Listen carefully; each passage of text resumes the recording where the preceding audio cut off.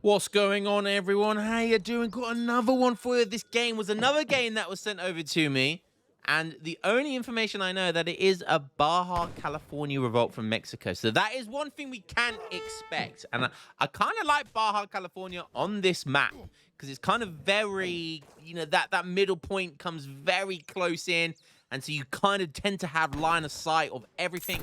So if you want to do something like annexation, or you want to go for the Michigan fishermen as well, really good for Mexico on this map, you can definitely do that. So we'll have to see how this plays out. Going Baja California, though, against Japan? Not gonna lie, that kind of feels bad. That kind of sounds bad. So that's all I know, is that there is a Baja California. So we'll have to wait and see if Japan can hold off the Baja California rush or the eco. We've seen them do loads of eco stuff these days. And it's one of my favorite builds at the moment, is just watching people do the Baja California revolt. And everyone has a different version of Baja California. So I just absolutely love seeing the Baja California revolts and people's take on them. A needle in a haystack, and that's going to be worth 50 XP. Basil the Bulgar Slayer. Love it. Great name. Great name, the Bulgar Slayer. And full-timer. Full-time Age of Empires free player. I wish that's what I was. Maybe if we get another 10,000 subscribers, I might be able to go full-time. Wait, no, make that 100,000 subscribers. Shout out to all my members. All right, now he's picking up 80 wood. Let's have a look at the deck. So, Hacienda, 2 villagers. Does have independence movements, interesting, and cathedral. So, probably going to see the cathedral. Maybe independence, if you maybe not.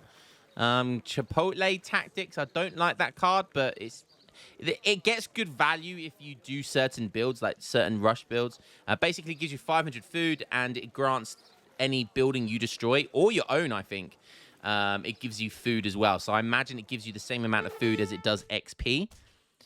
Which is kind of good, because like imagine using this card against Brits. So when you kill a manor house for against the Brits, you get 82 XP. 82. If you get 82 food on top of that, that would be a really good card. Because imagine if you just do an insurgent rush and you take down a few manor houses. Like, that's already paid for itself. Like, that's kind of insane. You only need 3 manor houses for this card to be worth more than a 700 resource card. So, kind of good, I guess. Age up coming in. Aging up with Taxcala, so no Michigan fisherman. Just going to be that's the one that gives you the 2 villagers per hacienda. Let's have a look at full-timer. So we saw a really good Japanese build the other day. Early on in the week was that crazy, like, Portuguese consulate into Culverin. That was really, I really loved seeing that Japanese build with, like, the 300 food. But this time it looks like we're seeing something much more old school, or something very much less DE, shall we say. So he's gone for 2 villagers. Going up with Torii Gates, so he's going to get that XP.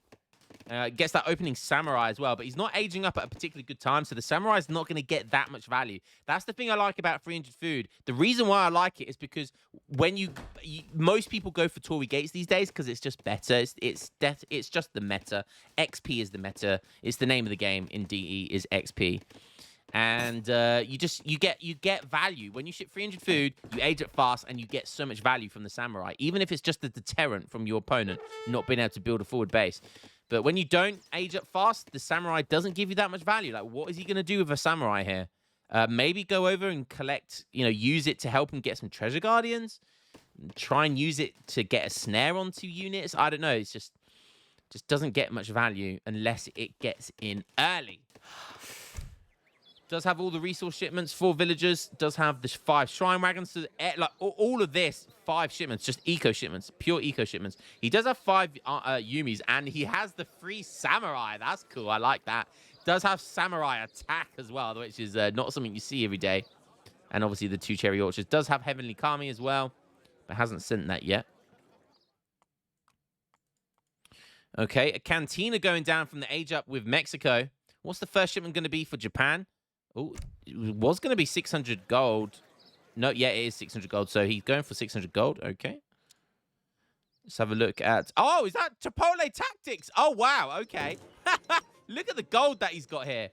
So he's chopped for 500 wood and then 700 odd coin. Wow, okay. So a 14 village up. And now... So he hasn't put anyone on food. But that 500 food is... I guess this means he's going to... Yeah, he's going to revolt here, right? And this Chipotle Tactics... That's so random. So he's got 200 odd wood left over and 500 coin. I wonder if he's going to do something specific with that. So here we are. Baja California is the revolt. I love this revolt so much, baby. He has his Baja California hero. So I love how the skin changes depending on the revolt you're in. He's going to be picking up. That's a nice 90 coin. That's a really nice 90 coin treasure guard in there.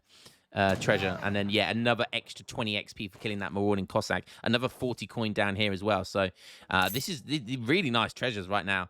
Okay, so the gold's just gone into building some more of these, what do you call them? Fusiliers, is it? Yeah. No, sorry, filibusters. So obviously when you age up with, when you revolt to Baja California, you get free outpost wagons, which can be used to make outposts or to make trading posts. That's including native posts as well. So he's put down 2 trading posts, and it looks like he's got one up here. Maybe he wants to come here. Not really sure. But the filibusters diving in. First shipment's going to be Team Trickle Economics. Interesting. So interesting. So he was able to get in. So that's why he chopped the extra 200, the 200 wood, and then Chipotle Tactics. That's 500, and look how much stuff he's sieging down, and he is getting loads of food back from this, which is really cool. And that's going to give him enough for Stagecoach. Interesting. So he's getting Stagecoach Eco here.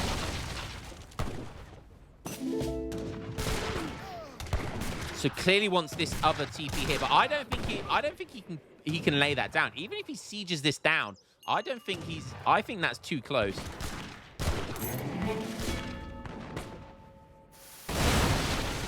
Look at the, I can't see anything. This is fire and smoke everywhere. Dynamite. I love it. Dynamite going everywhere. And look at this. Plus 12 coin. Oh my goodness me. So he has shipped the Soldier of Fortune. This is insane. Oh my God. I've just realized that for killing units, he gets XP and coin. And for killing buildings, he gets XP and food. So he can literally kill anything. Treasure Guardians, buildings, enemy units, enemy heroes, TPs, you name it. He will be getting extra resources for every single thing he kills. Even villagers will be given 10 coin and 10 XP. Lots of villagers going down for Japan. Japan, get your villagers inside, pieces. Why are you losing them? And all of this gold is feeding the filibusters right now. Soldier of Fortune, and then he's got the Team Trickle Economics as well, so his trading posts are giving him lots of coin as well. How much coin specifically? 123! That's so much! Now he's shipping a factory behind this. Full timer down to 8 villagers. Oh, he really did not need to lose all of his villagers like this. Just put them in the TC. He probably thinks if he can just hold on. Huge waste of his villagers there. This isn't exactly the 2k elo range, but, you know, it's still a decent elo nonetheless. So losing all your villagers like that feels really bad. Now shipping 5 Yumi and 3 Samurai. But look, he's lost shrines as well, so he's going to be pop-capped here. And he's down to 6 villagers. Baja California, just too much to handle by the looks of it. Surely he needs something like 600 wood. Get some... Oh, no, this card right here, 5 Shrine Wagons would be really good right now. Ship 5 Shrine Wagons instead of the 3 Samurai.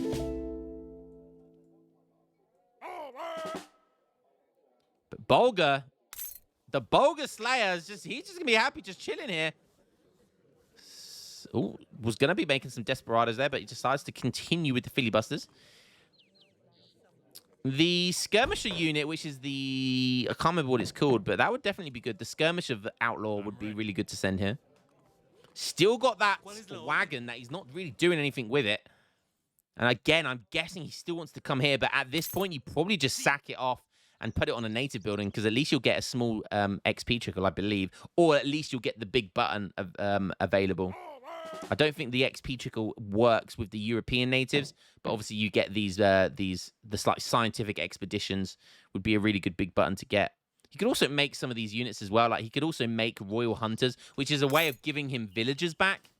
And obviously, every building he sieges, he gets food. So he would be able to make at least one here, Royal Hunter, which would be a really good way of getting eco here. And then, you know, you only need one Royal Hunter to continue getting food before you can make more of them. And then bang, before you know it, you got 5 villagers again.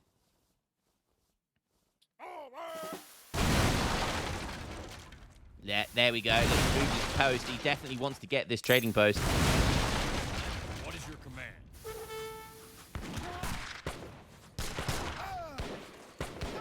Oh, the samurai going in now. 3 samurai going to be getting some value in here. These guys are so tanky. 230 HP. They do so much damage as well. They've got an area of effect. They're basically like doppelsodners. They're very dramatic when they die as well. They like to do pirouettes in the air.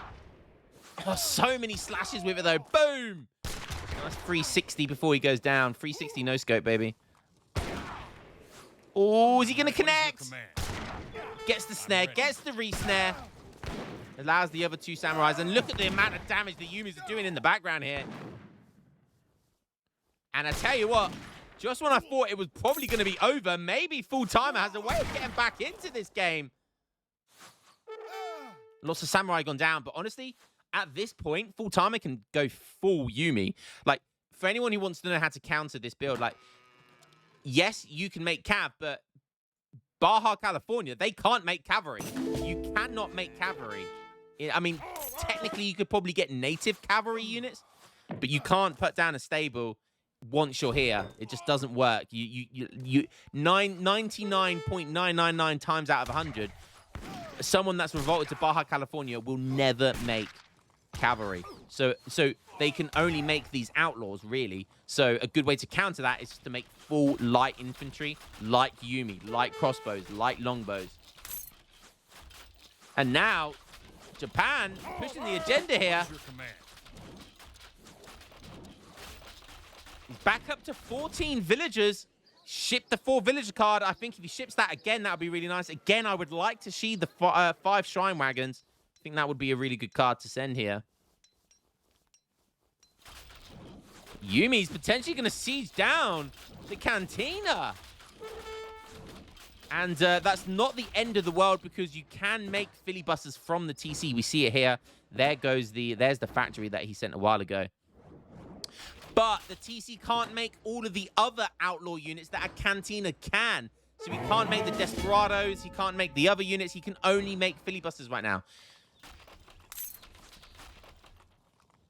Shipment ready to go for Baja. What is he going to send? Oh, this costs 500 gold. So we see outlaw combat right now. That's going to buff all of the filibusters. So really nice. He knows this build well. And this is going to buff his units by 15%. 15% hit points and all actions damage. So that's a really nice card to send here. I believe it does give the filibusters a different skin. So it's really quite a cool card. I love how much detail has gone into all of the revolts. Shout out to the devs to the amount of detail that goes into these units, like for specific revolts. So that once out, I think it's this card. There we go. Look, it changes their hats. Some of them get blue top hats. Some of them get these top hats, these black ones. Oh, you love to see it. You love to see it. Not only does it give it 1 design, it gives it another 2 designs for 1 shipment. Oh, beautiful stuff here. It does buff them by, it gives them an extra 24 damage. Sorry, HP. And it gives them another 3 damage, I believe. So these are beefy musketeers now. That is a nice beefy musketeer card. Because you have to think, this card is essentially like the Brit Musketeer cards in H2. One gives hit points, one gives attack damage. This Outlaw Combat is two of those cards put together for Outlaws. That's why it costs 500 gold.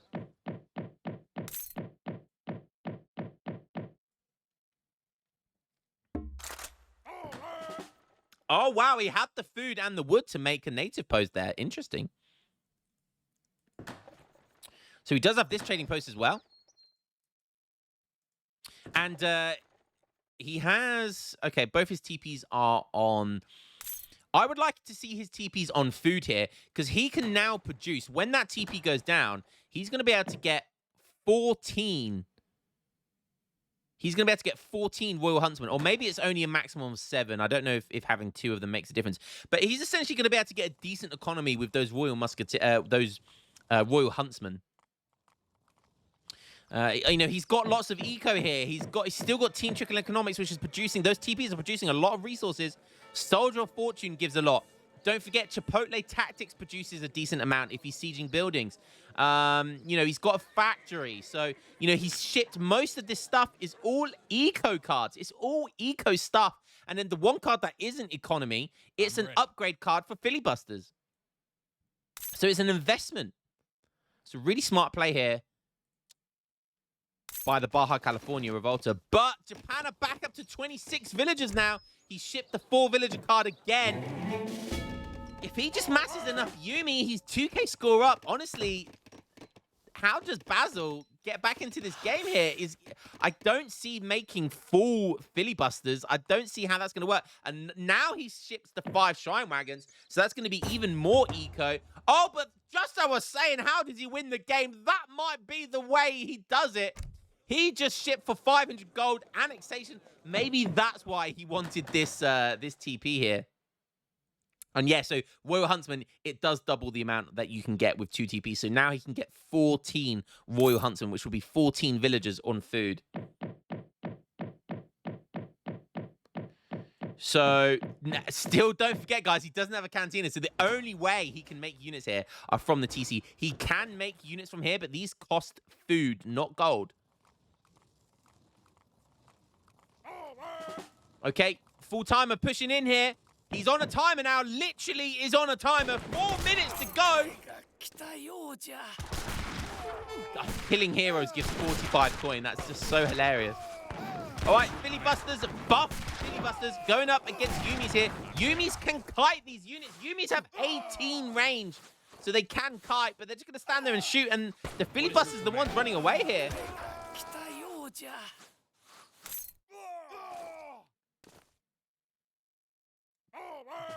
Problem is, yes, Yumis are really good against the Filibusters, but he needs siege right now. And because it's a majority, he's going to need to siege down 2 TPs here. This could be a problem. I think, look, Japan are almost double score. He's almost double the score. But he needs to get siege. He needs to take this native down, take a couple of samurais there, or whatever you've got for siege. Yumis need to focus on the Filibusters. They need to be kiting the Filibusters. Finally, we've seen some kiting going on here. Not the best kiting. And now he's all of a sudden stopped. And the Filibusters, they still smack 27 range damage. Oh my god, and there's so much coin getting produced here. And Japan is still literally double his score. But I don't think he's got a way of dealing with the trade post. Does he even know what's going on right now? He's shipping 600 food. Look at his resources. You spend those resources, I beg. Oh no, you've got to spend those resources. He's putting down a stable and a consulate. You've got 2.5 minutes before you're going to lose the game. Oh, he needed that consulate down 2-3 minutes ago. Get those, is it Yamabushis? Get those pikeman type units. Basil only needs 2 TPs. So on average, 1 TP needs to go down every minute for the rest of this game. For the last 2 minutes of this game. He can't repair the TPs either. Yumi's only have 9 siege. Oh, God, I think the scientific expedition's coming in. Let's go. More Yumi's coming in, but there's 1 minute and 40 seconds left, and he still has to kill the army. What does Basil have coming in? Just purely maxing out Filibusters here, and I think it's gonna be enough. What is your Finally, we have some units going over to the TV, to this side of the TV, but it's only going to be Yumi. No, you need pikemen or samurai or something. You have the resources. Oh, big Hayars. So he kind of understands what he needs to do here, but he's just not going to have the time to do it. He is not going to have the time to do it. And Basil, the Bulgar Slayer, is taking full advantage of that. Good old annexation, baby. There's more than one way to win this game. Even if you're down half the score of your opponent, he's going to win with half the score that his opponent has. You love to see it. DE, baby. Another good old Baja California. The trade monopoly victory is imminent. It's flashing on both of these guys' screens right now. But the poor Yumi just aren't going to be able to siege it down. And I think we're going to have to fast forward from here. Because even using another scientific expeditions and look right over his base, it's not going to be enough. There was just no way. Even putting, oh my God, the cheekiness of this guy. He shipped exploitation so the Filibusters can gather from mines at 0.3, about half of villagers. Oh, great stuff there at the end. It was annexation, literally was half his score, but that was enough. Guys, you like the Baja California? Annexation is your best friend. It really is. Look at all the resources. I think Full Timer lost the game here when he went for look how many villagers he lost there. That's what cost him the game. Didn't need to lose that many villagers. Maybe his TC would have got taken down. I don't know, but still didn't need to lose that many villagers, and I think that cost him the game there. But well played to Bulgar Slayer. Fun little, slightly lower elo level than we normally see there, but still getting to see some fun builds at all elo levels. That's what we like to see. So guys, hope you enjoyed that one, and I'll catch you in the next game as always. Peace.